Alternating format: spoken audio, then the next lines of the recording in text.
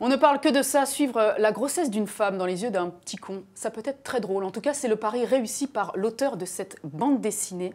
Les 9 derniers mois de ta vie de petit con. Il est avec nous sur le plateau du Figaro. Bonjour Cookie Calcaire. Bonjour. On est très heureux de vous recevoir. Vous nous Merci. avez fait beaucoup rire avec cette BD. Vous êtes donc l'auteur de cette bande dessinée dans laquelle vous racontez semaine après semaine la première grossesse de votre femme. Comment elle est née cette idée de raconter en vignette toutes vos émotions pendant 42 semaines? Je pense qu'elle a démarré quand ma femme m'a annoncé qu'elle était enceinte.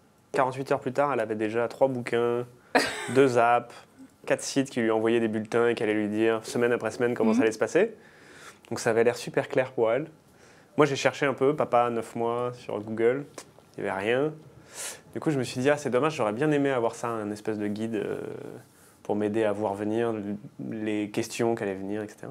Puis je me suis dit, bah, on va le faire, on va essayer ça. Et le mettre en vignette comme vous l'avez fait, c'est parce que vous avez à la base des talents de dessinateur. Je crois que vous avez travaillé dans le dessin animé, donc ça aide effectivement. Oui, c'est ça, j'ai toujours dessiné un petit peu. Aujourd'hui, c'est pas mon métier principal, mais ça reste mon moyen d'expression le plus facile. L'image, ça reste votre domaine de ça. prédilection. Vous travaillez dans le jeu vidéo. Ouais. Alors, dans cette bande dessinée, vous avez pris le parti d'un dessin très dynamique et très fort en couleurs. C'est quoi? C'était une façon de signifier la violence, on peut le dire, des émotions qui vous ont habité, ou c'était simplement pour prendre le contre-pied de l'image d'Épinal qu'on a tous de la maternité, et ces fameuses couleurs pastel? Je pense qu'il y avait un peu de ça, effectivement. J'ai toujours travaillé avec des couleurs très fortes, très flashy. Là, en l'occurrence, ça m'aide beaucoup dans cet album à exprimer différentes émotions, à faire plein de personnages différents, des moments plus durs, des moments très explosifs. Et puis surtout, même esthétiquement, je voulais vraiment que ça soit très pop en termes de couleurs et puis que ça reste très positif. Le but était quand même de livrer quelque chose de positif qui donne le moral et puis qui donne confiance.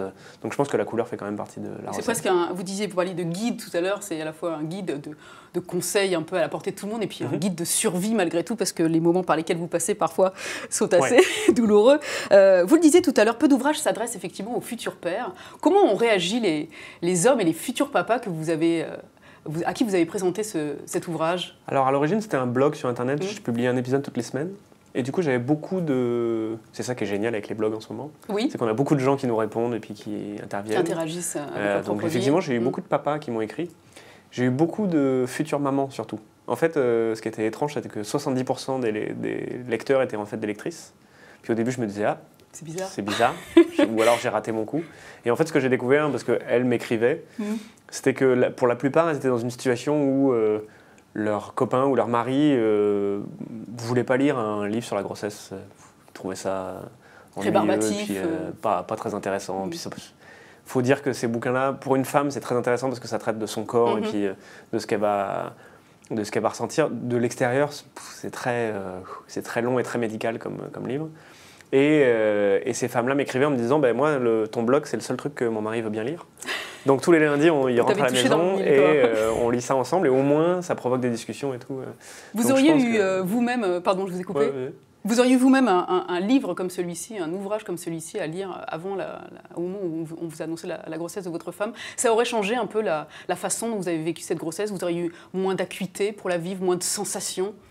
En fait, je pense que faire le livre m'a permis d'avoir le même processus. C'est que chaque sujet que j'ai attaqué, j'ai dû quand même me renseigner un minimum, progresser un peu dessus. Il y avait des papas qui m'écrivaient, qui me disaient moi, ce qui m'inquiète, c'est le doute encore. Je suis pas sûr d'être prêt. Donc, je retravaillais des épisodes. J'ai changé un peu mes plans. Ouais. C'était ça la beauté du blog aussi, c'était que c'était assez organique. C'est que suivant qui m'écrivait et comment ils intervenaient, il y avait des sujets qui arrivaient plus que d'autres. Et ça m'a forcé, à faire pas mal de recherches et puis moi à m'intéresser à ces différents sujets, et deux, à beaucoup en parler avec ma femme. Bien sûr. Parce qu'il y a des sujets, il y a des épisodes sur notre sexualité pendant la grossesse, je voulais être sûr que je ne racontais pas non plus n'importe quoi. Justement, à propos de sexualité, on vous suit de bout en bout comme des montagnes russes de vos émotions. On rit avec vous, en particulier quand vous testez le poids d'un enfant. Qu'est-ce que représente le poids d'un enfant? Donc vous prenez une pastèque, évidemment ça ne se passe pas très bien. Quand vous dites effectivement que faire l'amour avec votre femme, ça c'est comme jouer au docteur Maboul. On laissera les internautes regarder à quoi ça correspond. Mais parfois, on est aussi touché, ému, quand vous évoquez le regard porté sur les femmes enceintes, et en particulier sur celles qui ne correspondent pas à ce qu'on attend d'une femme enceinte. Vous parlez d'une amie qui a le crâne rasé, pareil, oui. On laissera effectivement le public aller regarder. Et puis aussi, quand vous témoignez de vos tentatives infructueuses avec votre femme pour avoir ce bébé, et les conseils souvent maladroits de l'entourage qui cherche à rassurer, c'était important pour vous de dire aussi certaines choses avec gravité, comme ça?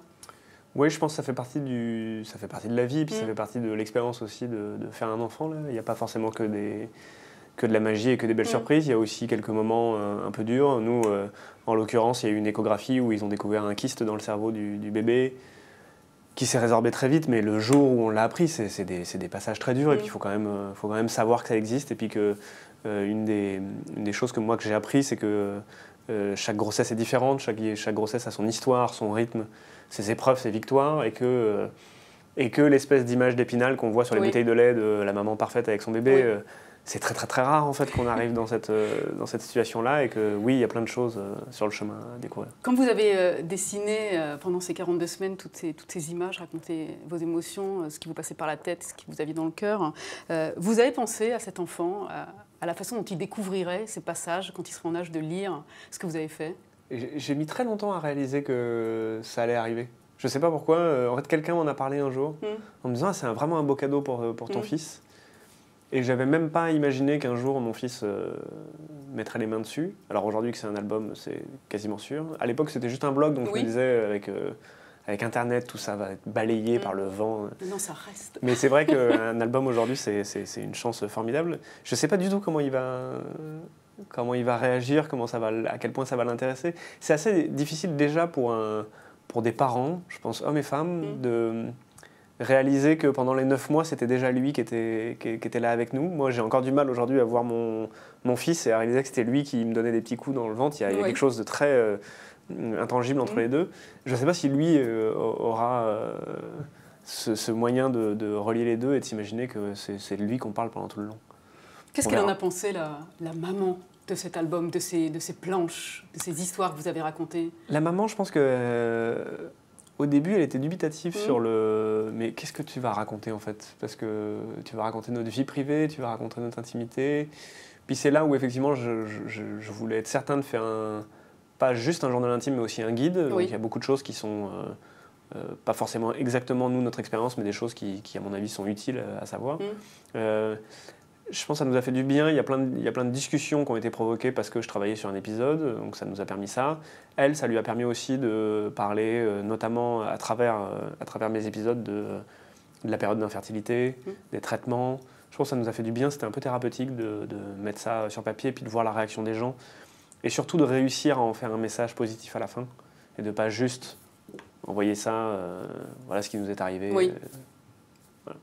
Tout le monde peut s'identifier. Ouais. Vous avez 32 ans, oui. Vous êtes donc désormais père d'un petit garçon de 8 mois. Elle est vraiment terminée, votre vie de petit con, comme vous dites? Vu que ce matin, je me suis levé à 6h du matin, oui, je pense qu'elle est vraiment terminée. Non, c'est drôle d'ailleurs parce que pendant 9 mois, je me suis dit, ok, qu'est-ce qui va disparaître de ma vie? Il faut que je sorte, il faut que je joue un maximum aux jeux vidéo, que j'aille voir des films au cinéma, etc.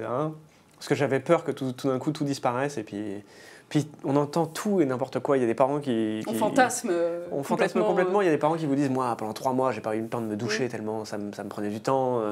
Puis il y en a d'autres qui vous disent moi non je continue ma vie. J'ai pas changé mes habitudes. Avant. Et en fait je pense que c'est tout à chacun à son expérience. Moi en l'occurrence c'est un peu un mix des deux. Il y a énormément de choses qui ont changé, mais vraiment dans le positif. Aujourd'hui j'ai des souvenirs de quand mon fils avait 3-4 mois et qu'il se réveillait encore 1 ou 2 fois par nuit. Là. C'était quelque chose qui me faisait peur, moi, le sommeil, et puis de moins dormir. Et puis dans mon petit confort personnel un peu égoïste, là, je me disais, oh là là, ça va être compliqué, ça va durer des mois. Et j'ai découvert que passer un petit moment avec mon fils à 4h du matin, tout seul, à lui donner un biberon, c'était un moment formidable. Et que j'aurais échangé ça pour rien au monde, en fait. Et j'aurais jamais cru ça. Pour moi, au début, je le voyais de l'extérieur, je le voyais que comme quelque chose de problématique et puis d'ennuyant. Puis c'est devenu une très belle expérience, puis quelque chose que presque je regrette maintenant, qui dort toutes les nuits. Réveille-moi s'il te plaît.